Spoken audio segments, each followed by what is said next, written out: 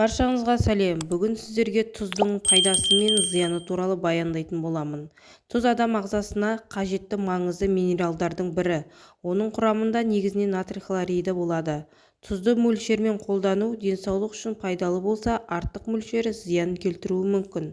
Пайдасына тоқтала кетейік. Су тұз теңгерімін сақтайды. Натрий ағзадағы сұйықтық тепе-теңдігін реттейді. Бұл бүйрек пен қан қысымының жұмысына әсер етеді.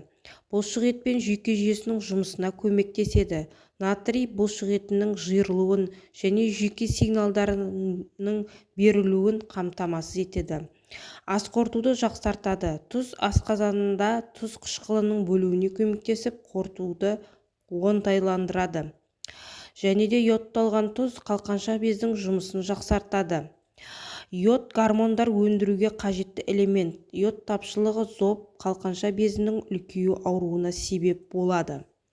Ал зиянына тоқталатын болсақ, қан қысымының көтерілуі. Артық тұз қан қысымын жоғарылатып, жүрек қан тамыр жүйесіне салмақ түсіреді. Жүрек аурулары мен инсульт қаупін арттырады. Тұзды көп пайдалану жүрек жеткіліксіздігі, инфаркт пен инсульт секілді ауруларға әкеледі. Бүйрекке зиян. Тұздың артық мөлшері бүйректе салмақ түсіріп, бүйрек ауруларына себеп болады. Сүйек саулығына кері әсері етеді. Натрийдің шамадан тыс болуы кальцийдің зәр арқылы сыртқа шығуын күшейтеді. Бұл сүйектің әлсіреуіне әкеледі. Және де ісіну мен артық салмақ. Тұз суды ағзада ұстап қалады. Бұл ісіну мен салмақ қосуға себеп болуы мүмкін. Тұзды қанша мөлшерде қолдану керек? Дүниежүзілік денсаулық сақтау ұйымы күнделікті тұтыну мөлшерін 5 граммнан артық пайдалануға болмайды делінген.